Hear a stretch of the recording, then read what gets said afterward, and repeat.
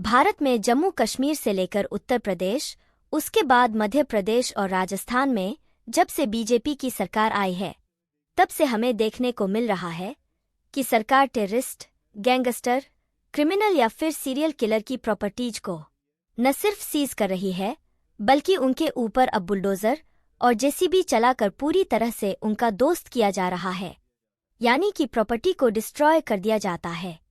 जो भी व्यक्ति सरकारी प्रॉपर्टी को नष्ट करने या फिर दंगे फसाद करके पब्लिक प्रॉपर्टी को नुकसान पहुंचाने की कोशिश करता है, उसकी प्रॉपर्टी के ऊपर तो सबसे पहले बुलडोजर चला है।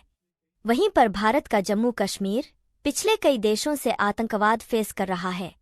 वहां पर तो जिस भी घर में आतंकवादी पाए जाते हैं, उसे घर को सबसे पहले आरपीजी फायर से पूरी तरह से नष्ट कर दिया जाता है और घर आग के हवाले हो जाता है।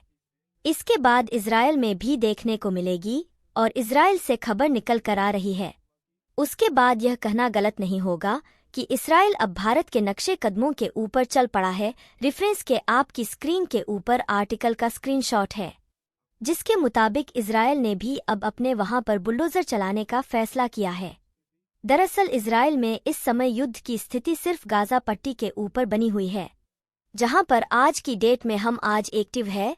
बाकी का इसराइल और फिलिस्तीन जो वेस्ट बैंक का एरिया है, वह अभी भी शांत है और वहां पर युद्ध बिल्कुल नहीं हो रहा है, मगर वहां पर भी बीच बीच में एक दो आइसोलेटेड हुए जाते हैं, जिससे वहां पर भी तनाव की स्थिति पैदा हो जाती है। इजराइल में जो ईस्ट जेरूसलम का रीजन है, इसके ओवल सिक्योरिटी इजराइल की पास है। ये इलाका पूरी तरह से शांत चल रहा था, लेकिन इसी साल फरवरी महीने में फदी जमजम नाम का एक फिलिस्तीनी लड़के ने पब्लिक बस स्टॉप के ऊपर अचानक से फायरिंग स्टार्ट कर दी थी, जिसमें 2 व्यक्तियों की जान चली गई थी, जबकि 4 गंभीर रूप से घायल हो गए थे।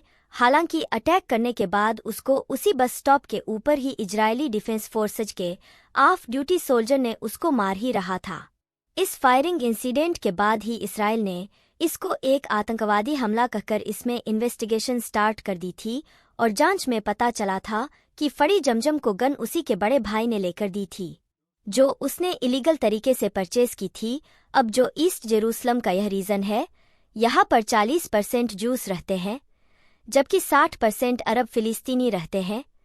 फॉलो सिक्योरिटी यहाँ पर बेशक इजरायल के हाथ में है, लेकिन अगर यहाँ के लोग भी फड़ी जमजम तरह पब्लिक में फायरिंग स्टार्ट कर दें, फिर तो यहाँ पर सिचुएशन और बिगड़ जाएगी। इसलिए इस केस में एग्जाम्पल सेट करने के लिए इसराइल ने क्या कर दिया कि फदी और उसका भाई ईस्ट जेरूसलम में जिस घर में रहते थे, उसको ही डिमोलिश करने का फैसला कर दिया और उसे घर को पूरी तरह से तोड़फोड़ दिया है। इजराइल अथॉरिटीज ने घर के ऊपर जेसीबी और बुलडोजर चलाकर आसपास के सभी अब फलस्तीनियंस को एक एग्जाम्पल सेट करके बता दिया कि अगर वह भी बगावत की कोशिश करते हैं, किसी आतंकी घटना में शामिल होते हैं या कोई इलीगल एक्टिविटी करते हैं, तो उनकी प्रॉपर्टी को भी इसी तरह से डिमोलिश कर दिया जाएगा। अब होता क्या है कि घर किसी भी फैमिली का बहुत ही बड़ा इमोशनल एसेट होता है। घर ही डिमोलिश कर दिया जाए तो फिर बाकी की फैमिली भी सर के ऊपर धक्के खाने के लिए आ जाती है या फिर कई दिनों तक भटकना पड़ता है। इसलिए इसराइल अब आतंकी घटना या फिर इलीगल एक्टिविटी में शामिल होने वाले लोगों के घरों को ही डिमोलिश करने लगा है, क्योंकि ऐसा कुछ हमने भारत के उत्तर प्रदेश में काफी समय पहले ही देख लिया है।